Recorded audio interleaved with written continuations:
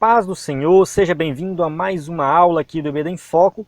Meu nome é Herberson, vou ministrar aqui a lição número 14, Vivendo com a Mente de Cristo. Essa lição aqui é a última lição do quarto trimestre do ano 2017 da revista CPAD. Então você que já conhece o canal do EBD em Foco, assiste às aulas, sabe que essa aula aqui é ministrada com um slide em PowerPoint que você pode usar na sua igreja, que você quer ministrar uma aula mais dinâmica, mais interativa, uma aula com recurso visual, né? Use o slide, acesse ebdenfoco.com e use o slide na sua igreja. Se você ainda não conhece, né, acesse aí o EBD em Foco. Nesse exato momento, nessa semana, vai acontecer o lançamento de uma nova plataforma. Então você que é usuário do EBD em Foco, já assiste às aulas, já baixa os slides, você pode perceber algo diferente aí por esses dias, então não fique preocupado, né? Você simplesmente vai provavelmente vai precisar fazer um novo cadastro, mas isso não é nada complicado, é algo muito simples, você vai ver. Então vamos lá, né? Vamos falar da aula em si. Da aula em si aqui, nós estamos encerrando o trimestre, né? Encerrando o ano também, um ano de muitas lições maravilhosas que eu particularmente aprendi muito, espero que você tenha aprendido também. E nesse trimestre aqui nós falamos sobre as principais doutrinas da fé cristã, né? Então a gente falou, na verdade, mais especificamente da doutrina da salvação, né? Assim, a revista anterior falou de várias doutrinas e essa revista focou mais a questão da salvação, onde nós estudamos aí todos os aspectos da salvação. Então é um tema muito interessante, é um tema que todo cristão precisa conhecer. Nós precisamos saber o que a gente está crendo. Tem muita gente que é crente há muito tempo e não sabe o que está crendo, não sabe em que ele depositou a confiança dele, a fé dele. Então, enfim, eu não vou entrar aqui naquele debate se a pessoa é salva ou não, mas todos nós que cremos em Cristo temos que ter um conhecimento profundo dessa salvação, dessa fé, do que a gente crê de Cristo, enfim, né, da salvação que Deus proporcionou, como que acontece a salvação, e enfim, tudo que envolve a salvação a gente tem que ter esse conhecimento. Na lição anterior, nós falamos assim, do último aspecto da salvação, que é a glorificação. Então nós falamos da glorificação, que um dia nós vamos ter o nosso corpo transformado, chegaremos no céu, seremos libertos para sempre da presença do pecado, viveremos para sempre com Deus, né? E isso é um aspecto final assim, da salvação. E a lição 14, o comentarista da revista, ele optou por colocar um aspecto prático da salvação. Então não adianta só a gente pensar no céu, um dia eu vou morar no céu, não sou aqui dessa terra, e se a gente não parar para pensar, falar assim, não, por enquanto eu não estou no céu, eu estou aqui na terra e eu preciso viver com a mente de Cristo. O aspecto prático da salvação, onde você vai viver como um salvo. Você vai viver como alguém que realmente aceitou Jesus como Salvador, crê em Jesus como Salvador e é transformado, é uma nova criatura. Então, essa lição 14, ela vem falar disso.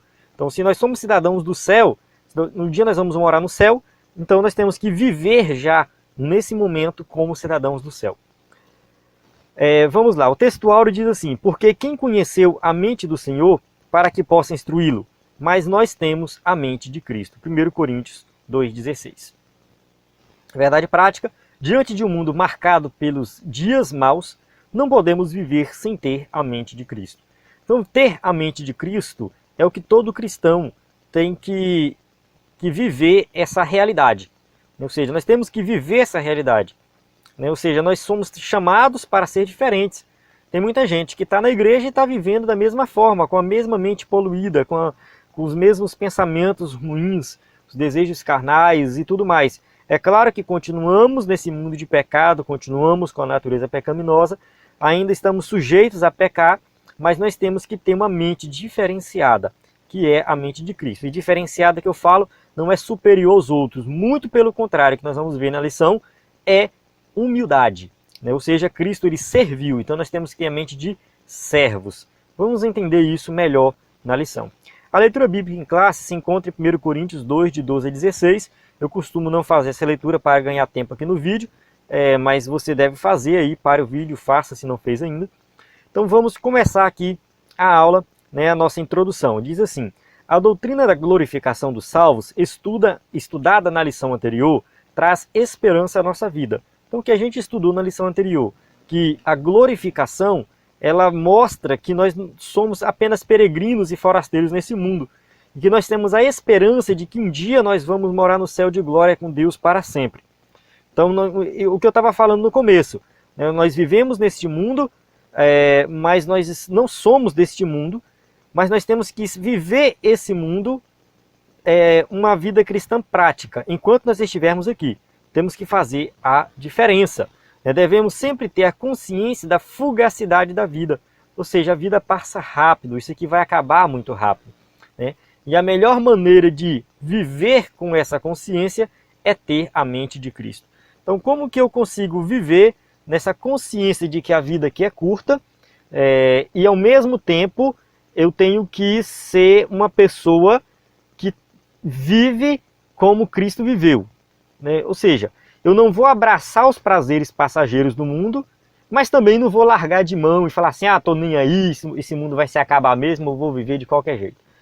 E sei lá, né, tem cristão que fala assim, Jesus vai voltar mesmo, vamos jogar lixo na rua, vamos, né, não vou ter cuidado com mais nada, não estou mais nem aí para o meu trabalho, não estou mais nem aí para isso, para aquilo, sei lá, né, para as coisas materiais, eu coloco assim. Então a gente tem uma tendência de fazer a separação entre material e espiritual. Até mesmo o comentarista da revista ele fala um pouco disso aqui, eu não gosto muito de fazer essa separação. Tudo é espiritual, a gente tem que entender isso. Um dos legados da Reforma Protestante, que pouca gente fala, né, que Lutero trouxe, é acabar com essa distinção. Então uma coisa bacana que Lutero enfatizou na Reforma, que pouca gente fala, é que assim, o teu trabalho é espiritual, a tua família é espiritual, o teu dinheiro é espiritual, o teu estudo é espiritual. Então não tem uma separação do material e do espiritual. Tem gente que faz a separação e fala assim, não, eu só penso no espiritual, vou orar, vou jejuar, vou ler a Bíblia, vou para a igreja e vou esquecer o resto, porque o resto não importa. E não é assim, né? Para ter a mente de Cristo significa que em todos os aspectos da tua vida você vai ser um cristão verdadeiro. Então vamos lá. Peregrinos nesta terra. Peregrinos nessa terra, vamos lá. O peregrino está de passagem por uma terra que não lhe pertence. Então essa é a definição de peregrino. Alguém que está peregrinando, andando, caminhando, ele está saindo de uma terra e indo para outra. Ele está num lugar que não pertence a ele, né? Ele caminha na direção a um país cujo coração almeja. Então o peregrino ele fala assim, não, eu estou caminhando como objetivo, né? O peregrino não é aquele que sai por aí sem um destino, esse seria um andarilho. O andarilho é aquele que passa aí, tu fala que ali vai um andarilho, porque ele não tem um destino. Qualquer lugar para ele serve. Agora o peregrino não, ele é diferente. O peregrino ele está numa terra que não pertence a ele, mas ele está caminhando para uma terra, para um país, para uma nação, para um lugar que ele almeja, o coração dele almeja aquilo ali. Então ele tem um objetivo, né? Vale ressaltar isso aqui, peregrino tem um objetivo. O seu coração almeja algo, os seus olhos brilham quando ele pensa nesse lugar. Ele não se apega ao local de estadia, porque sabe que ele é provisório. Então o peregrino ele não fica muito preocupado, porque aqui é bom, eu vou ficar por aqui. Não, ele vai embora, ele quer continuar a sua caminhada, né, e ele quer alcançar o seu lugar e tá nem aí para o lugar que ele está passando, né? Por quê? E por esse motivo, né, ele acaba carregando o mínimo de bagagem possível, né, a fim de tornar o trajeto mais leve. Então, é claro que a gente vai falar disso mais na frente, mas uma aplicação já espiritual, né, na nossa vida em relação a isso aqui, é que, como nós somos peregrinos aqui nessa terra, a gente tem que abandonar tudo aquilo que não é importante, né? O que não é importante a gente abandona. E fica só o que realmente é importante e que vai... né, a nossa bagagem ela tem que ser o mais leve possível. Vamos lá. O patriarca Abraão é o modelo bíblico dessa imagem peregrina. Por que Abraão é esse modelo bíblico? Porque ele saiu da sua terra, deixou a sua parentela e caminhou em direção a uma terra, né, uma terra prometida. Então ele fez da peregrinação o seu estilo de vida. Então a gente tem um mapa aqui da jornada de Abraão. Infelizmente não tem como eu passar aqui o cursor do mouse mais nesse momento, mas olhando aí para o lado direito, né, mais embaixo, tem aí o Ur, né, ou seja, Ur dos Caldeus, a cidade de Ur, onde ele saiu, e a setinha vermelha é sua caminhada. Então as várias cidades que ele passou, né, e ali até ele chegou em Canaã. Depois ele foi ao Egito e retornou a Canaã. Foi uma viagem de mais de 2.000 quilômetros. Então Abraão não fez isso aqui do dia para a noite, não foi algo rápido, ele demorou anos nessa viagem. Anos mesmo, ele ia para um lugar, parava, ia para outro, parava. E nessa viagem que ele fez, ele sempre teve em mente que ele estava em direção à terra prometida, algo que Deus prometeu para ele, e faria ali dele uma grande nação. Então Abraão não estava muito preocupado, né, com o lugar que ele estava ficando, porque era passageiro, né, ou seja, não era algo definitivo. Pela fé, habitou na terra da promessa, como em terra alheia, morando em cabanas com Isaac e Jacó, herdeiros com ele da mesma promessa. Hebreus 11:9. Então vale ressaltar que Abraão ele chegou à terra prometida, ele chegou a Canaã, só que ele não tomou posse de Canaã. Então Deus prometeu algo que não se cumpriu na vida de Abraão. Na prática, Abraão não tomou posse da terra prometida. Ele não pôde falar assim, Canaã é meu lugar, aqui a minha geração vai habitar, vai embora todo mundo e eu vou mandar nesse pedaço. Na prática, Abraão não fez isso. E muitos podem pensar, então a promessa de Deus não se cumpriu na vida de Abraão? Cumpriu. Cumpriu na vida dos seus descendentes, até mesmo porque Deus prometeu para a sua descendência. Mas Abraão, ele alcançou uma terra muito melhor, que foi a Canaã celestial. Então a promessa de Deus se cumpriu na vida de Abraão, na prática também no céu, porque Abraão morreu e ele foi para o céu. Então ele tomou posse, ele foi salvo pela fé. Então essa peregrinação de Abraão, ela tem dois aspectos, tanto relacionado à terra de Canaã, né, ou seja, a terra prometida ali, e também ao fato da caminhada espiritual dele, no sentido dele sempre estar ali crescendo em intimidade com Deus, comunhão com Deus, né, manteve-se firme na fé, foi salvo pela fé e foi para o céu. Então ele é um exemplo para nós, né, em todos os aspectos. E da mesma forma, nós cristãos somos peregrinos neste mundo. Nós caminhamos neste mundo, mas nós temos um alvo, nós temos um objetivo. Nós sabemos que tem uma Canaã celestial. Da mesma forma que Abraão, ele tomou posse de uma Canaã celestial, porque ele foi para o céu, nós também vamos tomar posse dessa Canaã celestial e vamos nos encontrar com Abraão lá no céu. Então por isso não podemos embaraçar com as coisas dessa vida. Então, o ser humano que serve a Deus, né, o homem que serve a Deus, ele não pode ficar preocupado demais com as coisas materiais, com os bens materiais. Né? Já pensou se Abraão ficasse reclamando com Deus? Deus, tu prometeu aqui a terra de Canaã e eu não consigo tomar essa terra para mim, aqui é a maior dificuldade, tem outros povos. Não, Abraão não ficou preocupado com isso, reclamando com Deus. Ele sabia do plano de Deus, então ele simplesmente confiou em Deus. Da mesma forma nós temos que fazer, simplesmente confiar em Deus. As coisas terrenas, elas realmente são importantes, mas não devemos deixar nos prender com essas coisas e esquecer do céu. Abraão nunca esqueceu do céu. Por isso vos digo, não andeis cuidadosos quanto à vida, pelo que haveis de comer, pelo que haveis de beber, nem quanto o vosso corpo, pelo que haveis de vestir. Não é a vida mais do que o mantimento e o corpo mais do que o vestuário? Mateus 6:25. Então a gente observa aqui que Deus ele deixou essa mensagem para nós. Jesus ali no seu sermão da montanha, ele falou isso aqui. Vocês não têm que ficar preocupados com a vez de comer, com a vez de beber. Então às vezes as preocupações da vida tiram o nosso foco da nossa caminhada. Né? Ou seja, muita gente acha que o fim é aqui nessa terra.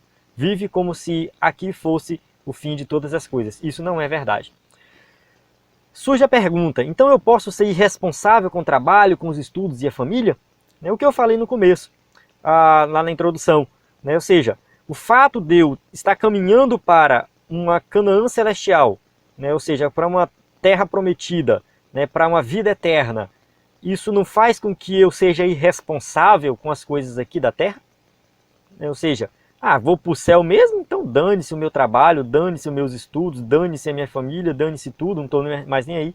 Não é isso que a Bíblia quer dizer. Né? Ou seja, é uma questão de prioridade. Você tem que saber priorizar. né? Colossenses 3:1 diz: portanto, se já ressuscitaste com Cristo, buscai as coisas que são de cima, onde Cristo está assentado à destra de Deus. Então, nós temos que priorizar as coisas que estão nos conduzindo à vida eterna. Um exemplo prático, né? Vamos colocar aqui um exemplo prático. Tem gente que fala assim: o meu trabalho, eu preciso crescer no meu trabalho, eu preciso me dedicar no meu trabalho porque eu tenho que ser promovido. E essa pessoa, ela cai de cabeça no trabalho. Ela vive para aquele trabalho. Ela trabalha de manhã, de tarde, de noite, ela leva trabalho para casa. E ela, quando alguém chama ela para ir para a igreja, ela fala: não, eu não posso porque eu tenho que realizar um negócio do meu trabalho, eu não posso ficar para trás. É um crente, às vezes era até um crente dedicado na igreja, mas o trabalho tirou o foco da vida espiritual dele. O trabalho também é espiritual? Sim, o trabalho é espiritual. Ele deve se dedicar no trabalho, ele deve dar o melhor no trabalho, ele deve ser um exemplo de cristão no seu trabalho. Mas o trabalho em si não é o fim de todas as coisas. Não é o trabalho que vai levar ele para o céu. Então, tem gente que deixa de ir para a igreja, que deixa tudo, esquece até a família, porque tem que se dedicar no trabalho. E quando se fala de empreendedor que tem o próprio negócio, isso também acaba sendo muito pior, né? Talvez você é um empreendedor, você abriu o próprio negócio e você está se dedicando nesse negócio, você está com medo de falir, quem sabe, as contas vêm para pagar e você acaba esquecendo um pouco a igreja, não vai mais na igreja, não faz isso, não faz aquilo, e só pensando no seu próprio negócio. E esquece que a prioridade não é essa. Então você tem que dedicar nos estudos, dedicar no trabalho, mas isso não é prioridade. Não abra mão da vida eterna por causa dessas coisas. Então é isso que a Bíblia ensina. Cidadãos celestiais. Os crentes não são deste mundo. Jesus falou: não são do mundo como eu do mundo não sou. Jesus foi embora para o céu porque ele é do céu, ele não é do mundo. Mas se ele fosse do mundo, ele ficaria no mundo, mas ele não é. Então ele foi para o céu. E nós também vamos para lá. Então nós não somos cidadãos desse mundo. E anseiam por uma pátria celestial. Paulo, escrevendo ali para a igreja de Filipos, ele fala, né, mas a nossa cidade está nos céus, de onde também esperamos o Salvador, o Senhor Jesus Cristo. Filipenses 3:20. Na aula anterior, se você assistiu a aula anterior, eu falei um pouco sobre esse versículo, que o apóstolo Paulo, quando ele escreve ali para a igreja de Filipos, ele fala, essa passagem aqui é muito relevante para eles, por quê? Porque eles tinham orgulho de ser daquela cidade. Os cidadãos de Filipos no passado ajudaram Roma, ajudaram o imperador de Roma, e aí eles foram honrados por isso. Então era uma mini Roma, eles falavam a língua de Roma, se vestiam como Roma, tinha a moeda de Roma, e se sentiam orgulhosos por isso. Eles viviam longe de Roma, ficavam bem longe de Roma, mas fazia parte do Império Romano e vivia como romanos. E ali eles eram muito orgulhosos disso. E só que o apóstolo Paulo fala assim, olha, esquece isso aí. A cidade de vocês não é essa cidade aqui. A nossa pátria está nos céus. Então, não fiquem se sentindo como se a vida eterna fosse aqui na terra. O apóstolo Paulo, ele deixa essa mensagem para nós. Não fique pensando que a vida eterna é aqui, que você vai conseguir tudo aqui. A gente vê algumas igrejas aí que pregam a teologia da prosperidade e parece, porque do ponto de vista deles, o céu é aqui. Você tem que ter o bom e o melhor aqui. Aqui nessa terra você pode até ter do bom e do melhor, mas o pecado vai continuar atrapalhando a sua vida. As consequências do pecado atingem todos. E você pode até sofrer aqui nessa vida. Pode ser pobre o resto da vida. Você pode sofrer doenças, pode sofrer o que for. Mas se você estiver firme, um dia você vai morar no céu de glória e vai ter descanso eterno. Então não importa qual é a sua situação hoje. O céu não é aqui. O fim de todas as coisas não é aqui. Então a gente tem que sempre ter essa consciência. Vamos preservar o planeta, vamos cuidar da natureza, vamos exercer o nosso trabalho com competência, vamos estudar, vamos fazer tudo aqui nessa terra com competência. Mas nunca esquecer que aqui não é a vida eterna, a nossa pátria está nos céus. Isso tem que ser a consciência do crente. O nosso estilo de vida deve refletir o exemplo de Jesus revelado nos evangelhos. Então Jesus, ele viveu de uma forma diferente, né? Ele viveu uma vida marcada pela justiça, né? Jesus foi justo, ele viveu uma vida marcada pela justiça. Nós também temos que ser assim, do acolhimento aos sofredores. Ele acolheu aqueles que tinham necessidade, ele deu atenção para as pessoas excluídas. O Evangelho de Lucas, ele é o que mais relata a atenção que Jesus dá para as pessoas excluídas. Lucas, pelo fato dele ser grego, né, e ele andava com Paulo, ele enfatizou muito a questão dos gentios, porque os gentios eram excluídos pelos judeus. Não somente os gentios, mas os leprosos, os aleijados, as prostitutas, os cobradores de impostos, que, enfim, Zaqueu, por exemplo, era um cobrador de imposto, era mal visto pela sociedade, né? Mateus também, né, que era chamado de publicanos, né? Os publicanos. E aí, se você lê o Evangelho de Lucas, você vê que Lucas enfatizando Jesus dando atenção para essas pessoas. Jesus, ele vai com a prostituta, ele vai com o leproso, ele vai com o cego, com o aleijado, ele vai com o cobrador de imposto, inclusive um se tornou seu discípulo, né? Então, ele vai com os estrangeiros, né? A mulher cananeia. Então tem várias pessoas que Jesus ali dá atenção onde as pessoas da época excluíam. Então a gente vê também, né, tem a questão do centurião romano. Então tudo isso a gente encontra no Evangelho de Lucas, a ênfase que ele dá, né, a essa atenção que Jesus dá às pessoas que são excluídas na sociedade. E aplicando para a nossa vida, nós temos que pensar da mesma forma. Ter a mente de Cristo é isso também. É olhar para aqueles excluídos e falar: epa, peraí, eu amo você. Olhar para uma pessoa que é excluída da sociedade e falar: peraí, o que você está precisando? Eu posso te ajudar. Ou seja, ter a mente de Cristo na prática, muitas vezes é isso, viu? Às vezes, é claro que tem pessoas que não querem ser ajudadas, tem muito malandro por aí, né, querendo dar golpe, e a gente tem que ter muito cuidado com isso. Mas a gente não pode ignorar, né? Ou seja, a gente tem que também estar com o coração aberto para ajudar quem necessita. Jesus fez assim, ele foi até aqueles excluídos, e nós temos que fazer o mesmo, né, da prática do amor ao próximo. A questão do amor, né, envolve tudo. Se nós temos amor ao próximo, nós podemos fazer qualquer coisa pelo próximo. Então Jesus ensinou a amar. 1 Coríntios 13:13 diz: agora, pois, permanecem a fé, a esperança e o amor. Estes três, mas o maior deste é o amor. Então, quando a gente ama o próximo como a nós mesmos, nós estamos cumprindo os mandamentos. Jesus falou, né? Amai o teu Deus acima de todas as coisas e amai o próximo como a ti mesmo, e você cumpriu toda a lei. Então, o que nós temos que fazer é isso. Ter a mente de Cristo, é viver o estilo de vida de Cristo. Não é simplesmente algumas atitudes, mas é um estilo de vida. O cristão, ele tem um estilo de vida diferente, que é o mesmo estilo de vida de Jesus. Embora haja uma tensão entre o tempo presente e a esperança da glória futura, a ser manifestada brevemente, podemos viver um pouco do reino de Deus nesta terra. Mas buscai primeiro o reino de Deus e a sua justiça, e essas coisas vos serão acrescentadas. Então, viver o reino de Deus não é somente lá no céu. Quando Jesus falava do reino de Deus ou o reino dos céus, ele estava falando, não simplesmente de um dia que nós vamos morar no céu, mas é aqui nessa terra, na vida que nós temos, nós já podemos viver o reino de Deus. Começa aqui. Então nós temos que viver aqui, viver uma vida cristã, prática, exemplar, com a mente de Cristo. É isso que o cristão tem que fazer. Viver, mesmo que, porque um dia eu vou morar no céu, mas aqui, a Bíblia diz que nós já temos a vida eterna.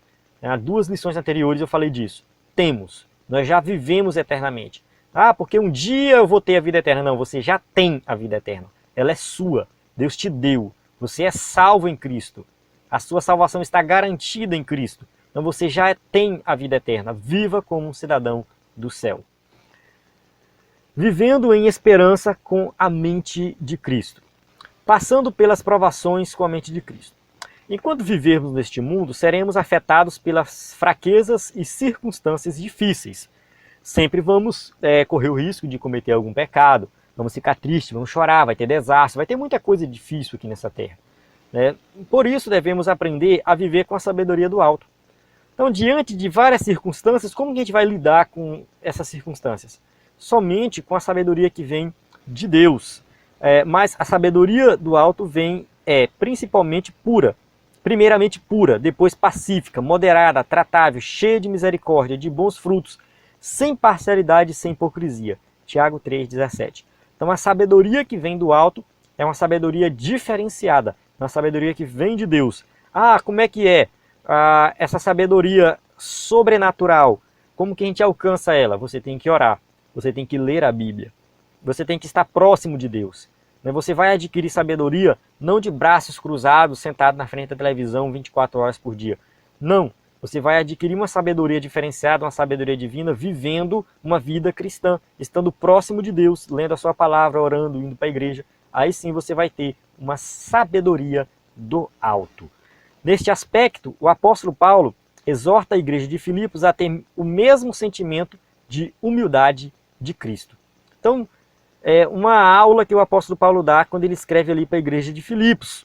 Ele fala o seguinte: de sorte que haja em vós o mesmo sentimento que houve também em Cristo Jesus, que sendo em forma de Deus, não teve por usurpação ser igual a Deus, mas esvaziou-se a si mesmo, tomando a forma de servo, fazendo-se semelhante aos homens. Filipenses 2, 5 a 7.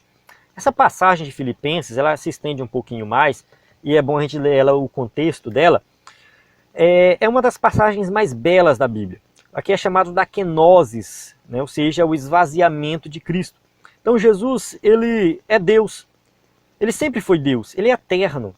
Ele sempre viveu ali na eternidade com o Pai, o Filho e o Espírito Santo numa harmonia completa e perfeita, de tal forma que ele tinha todo o poder. Todo-Poderoso, é o Criador. Jesus também é o Criador. Ou seja, quando nós falamos que Deus criou os céus e a terra, é porque o Pai, o Filho e o Espírito Santo, Jesus está lá. Então ele é o Criador de todas as coisas. E ele simplesmente esvaziou-se dessa glória e se encarnou e viveu como um ser humano. Tomou forma de servo. Aqui diz que ele esvaziou, não é que ele deixou de ser Deus. Ele foi menos Deus quando ele era ser humano. Não. Ele continuou sendo Deus com todo o seu poder, mas ele não usou isso. Ele não usou o fato dele ser Deus para levar alguma vantagem aqui na terra. Ele não usou o fato dele ser Deus para não passar fome, para não ter sede, para não sentir dor, não sentir tristeza. Jesus, ele passou por tudo isso como qualquer ser humano. Isso quer dizer que ele esvaziou no sentido de que ele abriu mão de usar o poder dele, que ele tinha. Ele é o Todo-Poderoso. Tem uma passagem de Atos que eu acho assim, bem contraditória, né? Contraditória assim, não é contraditória na prática, né? Que é assim, Pedro falando no seu discurso, né? Vocês mataram o autor da vida. Como é que é? Matou o autor da vida. É algo que parece ser contraditório, mas foi o que aconteceu. Jesus, ele é o autor da vida, ele é o dono da vida. Se ele quisesse, ele tirava o fôlego de vida de todos aqueles soldados romanos e todo mundo caía morto. Ele é o dono da vida. E ele foi morto por essas pessoas. Então é nesse sentido de dizer que Jesus esvaziou-se a si mesmo. Ele abriu mão de ser aquele Deus Todo-Poderoso e entregou-se e mostrou-se, tomou uma forma de servo. Então foi isso que ele fez. O Deus Todo-Poderoso, o dono da vida, o autor da vida, estava lá lavando os pés dos discípulos, mostrando, dando um exemplo de como nós devemos viver. Tem gente que só porque tem um dinheirinho, tem uma posição melhor, já quer mandar, já quer ser melhor do que os outros, já quer estar por cima. É assim que acontece muitas vezes. Tem um cargo na igreja ali, foi separado para pastor, foi presbítero, foi colocado como líder e pronto, já quer ser melhor do que os outros, já quer humilhar os outros. Aí a gente olha para Jesus, o dono da vida, criador de todas as coisas, todo-poderoso, tomando forma de servo, lavando os pés do discípulo, servindo, comendo com pecadores, com prostitutas, abraçando leprosos. Como assim? Isso que é exemplo de humildade. Então viver essa humildade na prática não é fácil, realmente não é fácil, mas nós temos que olhar para Cristo. Ou seja, de sorte que haja em vós o mesmo sentimento que houve também em Cristo Jesus. Então, vamos olhar para Cristo e ter esse mesmo sentimento. se temos a mente de Cristo, sabemos discernir bem as coisas espirituais das materiais, né? É claro que cuidado com essa distinção, porque tudo é espiritual, né? Tudo é espiritual. É a questão de prioridade que eu falei no começo. Por isso escolhemos priorizar o reino de Deus e a sua justiça. Então, aqui ficou um pouco torto, né? Família e trabalho, mas Deus em primeiro lugar. Deus é prioridade. Então, quando tu coloca Deus em primeiro lugar, você vai bem no seu trabalho, vai bem nos seus estudos, vai guiar bem a sua família, vai bem na igreja, vai bem em tudo que você faz. Porque você está fazendo tudo para a glória de Deus. A diferença do crente para o ímpio é isso. É que o ímpio faz para si mesmo e o crente faz para a glória de Deus. Então tudo que você fizer, faz para a glória de Deus. Quer comais, quer bebais, fazer tudo para a glória de Deus. Então é isso que a gente tem que fazer. Viver para a glória de Deus. Ter a mente de Cristo significa isso também. Um olhar para além das circunstâncias. Neste tempo presente, com os olhos focados em Cristo, podemos viver em esperança. Então, viver esperança, ou seja, esperar que um dia tudo isso vai melhorar, um dia toda essa tristeza, esse pecado vai acabar. Ora, a fé é o firme fundamento das coisas que se esperam e a prova das coisas que se não veem. Hebreus 11, 1. Então, a gente não vê, mas a gente acredita, a gente crê. É o firme fundamento das coisas que se esperam. O que a gente espera? Que um dia Jesus vai voltar e nos levar para o céu. Quando o nosso pensamento está de acordo com os ensinos do Mestre, podemos voltar os nossos olhos para além das circunstâncias difíceis. Então, viver de acordo com o ensino do Mestre é olhar para as dificuldades, olhar para as situações terrenas com um olhar diferente. Olhar com a mente de Cristo, ver tudo isso e tratar isso, né, através dos ensinamentos de Cristo. Confiar em Cristo, né, aqui entra uma outra questão, muito diferente de viver uma fantasia. Né, porque você pode falar assim, não, eu estou vivendo em Cristo, eu estou olhando para Cristo, eu esqueço os problemas, faço de conta que eles nem existem, né, vou viver aqui no meu mundinho fechado e dane-se o resto do mundo. Né? Não é bem assim. Não é bem assim. Né? Viver uma fantasia, fazer de conta que as coisas não estão acontecendo. Não. Nós vamos ver o problema, nós vamos encarar o problema. Nós vamos enfrentar o problema. É isso que tem que acontecer. Né? É viver uma alegre motivação e encorajamento para enfrentarmos as batalhas com a convicção de que Deus nos fortalecerá. Nós não vamos ignorar o problema, ignorar o sofrimento, ignorar o pecado, ignorar a tentação, ignorar fazer de conta que não existe e viver um mundo de fantasia. Nós vamos enfrentar isso, mas com a certeza que Deus está nos dando força e vai nos dar a vitória. Então não importa o problema que você passa, nós vamos passar por problemas aqui nessa terra.